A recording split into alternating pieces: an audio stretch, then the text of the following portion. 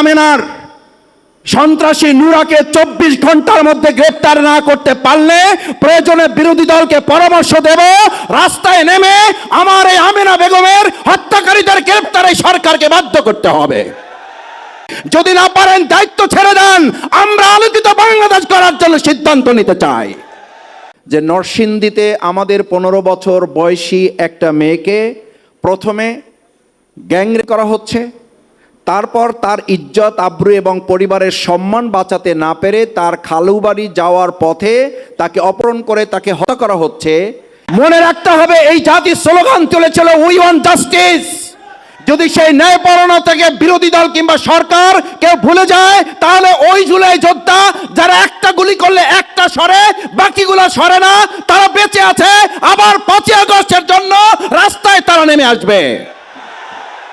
Vote দিয়েছিল এই বিরোধী দলকে, ভোট হাইজ্যাক করে নিয়ে যাওয়া একটা সরকার গঠন করার ক্ষেত্রে ইঞ্জিনিয়ারিং করে এই ইঞ্জিনিয়ার ভাইদের ইঞ্জিনিয়ার পদবীর উপরে কলঙ্ক লেপন করা হয়েছে। ইঞ্জিনিয়ার শব্দটা ছিল সম্মানের, মর্যাদার। আমি এই কথাটা গাড়িতে আসতে আসতে ভাবছি যে আপনাদের সামনে এই শব্দটা উচ্চারণ করব কিনা। ইঞ্জিনিয়ার শব্দটা উচ্চারণ করলেই এখন আমাদের মধ্যে এক ধরনের নেতিবাচক প্রভাব তৈরি হয়, একটা ঘৃণার ভাব তৈরি হয়। ইঞ্জিনিয়ারিং শব্দটা তো ছিল আমাদের প্রকৌশলীরা দেশ, সমাজ, রাষ্ট্র, ভবন নির্মাণ, গোটা পৃথিবীর নীল নকশা, এগুলো বাস্তবায়নে, নকশা বাস্তবায়নে তারা সহযোগিতা করবেন। কিন্তু আমরা 2026 সালের 12ই ফেব্রুয়ারি দুপুরের পর, বিকালের পর, এমনকি সন্ধ্যা পর্যন্ত মানুষ ভোট যাদেরকে দিয়েছে 4:30 পর্যন্ত, সেই 4:30টার ভোট আমরা দেখলাম যে একটা শব্দ ব্যবহার করা হয়েছে। কি শব্দ? সেই শব্দের নাম হচ্ছে ইঞ্জিনিয়ারিং। অথচ সেই ইঞ্জিনিয়ার এখানে বসে আছেন।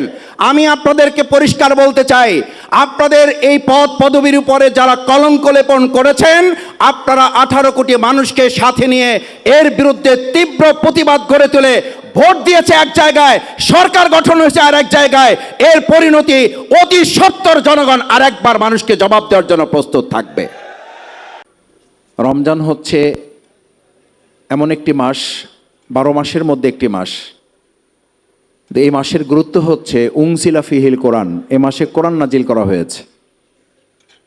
যদি এমন হতো যে শাহরু শাওয়াল উনজিলা ফিহিল কোরআন, তাহলে মর্যাদা কি রমজানের হতো না শাওয়ালের হতো?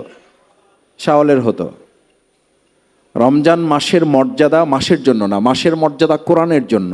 উনজিলা ফিহিল কোরআন, তার টার্গেটটা কি? হুদাল্লিন নাস, মানুষকে সঠিক পথ দেখাবে, সরল পথ দেখাবে। বাইয়িনাতি মিনাল হুদা ওয়াল ফুরকান, কোনটা সত্য, কোনটা মিথ্যা, কোনটা ন্যায়, কোনটা অন্যায়, কোনটা ভালো, কোনটা মন্দ, এটা নিরূপণ করে দেবে। এই কোরআনের সাথে একটা মাসের সম্পর্কের কারণে যদি মাসের মর্যাদা বাড়ে, তাহলে সেই কোরআনের সাথে ইঞ্জিনিয়ারদের, সেই কোরআনের সাথে সাধারণ মানুষের, সেই কোরআনের সাথে ঢাকা মহানগরীর, সেই কোরআনের সাথে আমাদের প্রিয় মাতৃভূমি বাংলাদেশের, সেই কোরআনের সাথে সরকারি দলের, সেই কোরআনের সাথে বিরোধী দলের, সেই কোরআনের সাথে 18 কোটি নাগরিকের যদি সম্পর্ক বাড়ে, তাহলে মর্যাদা বাড়বে না কমবে? বাড়বে।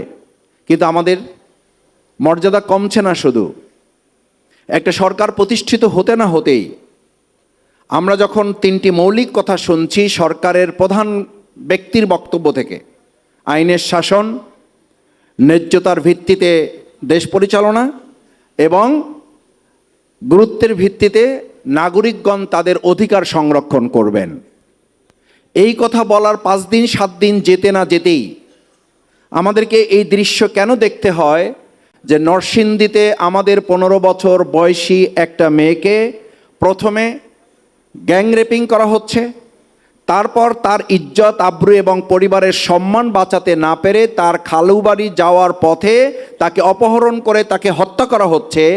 এবং সেটা নিয়ে কোনো আলোচনা হবে না, আলোচনা হবে আমরা কে হেঁটে যাচ্ছি অথবা কে গাড়িতে যাচ্ছি। এটা অত্যন্ত দুর্ভাগ্যজনক। এটা বক্তব্যের সাথে শুধু সাংঘর্ষিক নয়, এটা 18 কোটি মানুষের সাথে প্রতারণা করার শামিল। এটা জুলাই যোদ্ধাদের প্রতি প্রতারণা, বিশ্বাসঘাতকতার শামিল। মনে রাখতে হবে, এই জাতির স্লোগান তুলেছিল উই ওয়ান্ট জাস্টিস। যদি সেই ন্যায়পরায়ণ থেকে বিরোধী দল কিংবা সরকার কেউ ভুলে যায়, তাহলে ওই জুলাই যোদ্ধা যারা একটা গুলি করলে একটা সরে, বাকিগুলো সরে না, তারা বেঁচে আছে, আবার 5ই আগস্টের জন্য রাস্তায় তারা নেমে আসবে।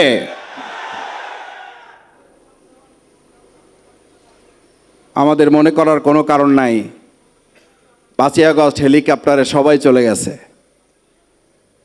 5ই আগস্ট হেলিকপ্টারে যারা গেছে, যারা তাদেরকে যেতে বাধ্য করেছে, তারা এখনো এই বাংলাদেশে বেঁচে আছে।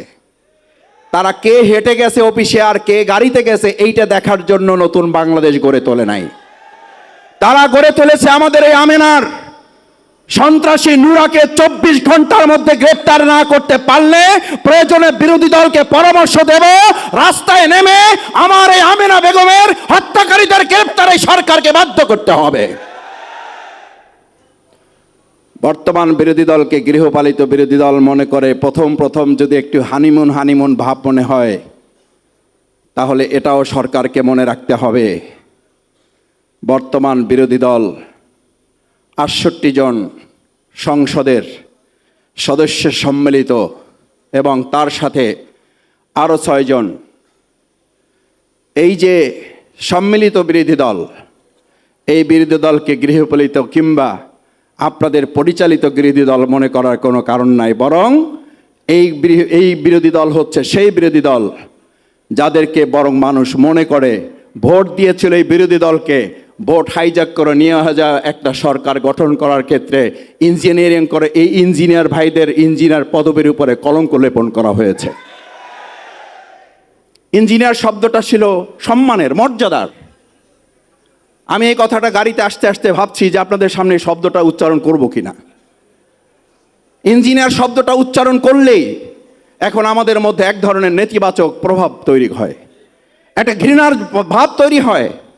ইঞ্জিনিয়ারিং শব্দটা তো ছিল আমাদের প্রকৌশলীরা দেশ, সমাজ, রাষ্ট্র, ভবন নির্মাণ, গোটা পৃথিবীর নীল নকশা, এগুলো নকশা বাস্তবায়নে তারা সহযোগিতা করবেন। কিন্তু আমরা 2026 সালের 12ই ফেব্রুয়ারি দুপুরের পর, বিকালের পর, এমনকি সন্ধ্যা পর্যন্ত মানুষ ভোট যাদেরকে দিয়েছে 4:30 পর্যন্ত, সেই 4:30টার ভোট আমরা দেখলাম যে একটা শব্দ ব্যবহার করা হয়েছে। কি শব্দ? সেই শব্দের নাম হচ্ছে ইঞ্জিনিয়ারিং। অথচ সেই ইঞ্জিনিয়ার এখানে বসে আছেন। আমি আপনাদেরকে পরিষ্কার বলতে চাই, আপনাদের এই পদ পদবীর উপরে যারা কলঙ্ক লেপন করেছেন, আপনারা 18 কোটি মানুষকে সাথে নিয়ে এর বিরুদ্ধে তীব্র প্রতিবাদ গড়ে তুলে ভোট দিয়েছে এক জায়গায়, সরকার গঠন হয়েছে আর এক জায়গায়। এর পরিণতি অতি সত্বর জনগণ আর একবার মানুষকে জবাব দেওয়ার জন্য প্রস্তুত থাকবে। কেউ সরকারি দলের বলা শুরু করেছেন, 2-1 জন মন্ত্রীও কথা বলতে শুরু করেছেন, কারণ তারা জানেন পবিত্র মাহে রমাজান সংযত হওয়ার কথা, সংযম হওয়ার কথা।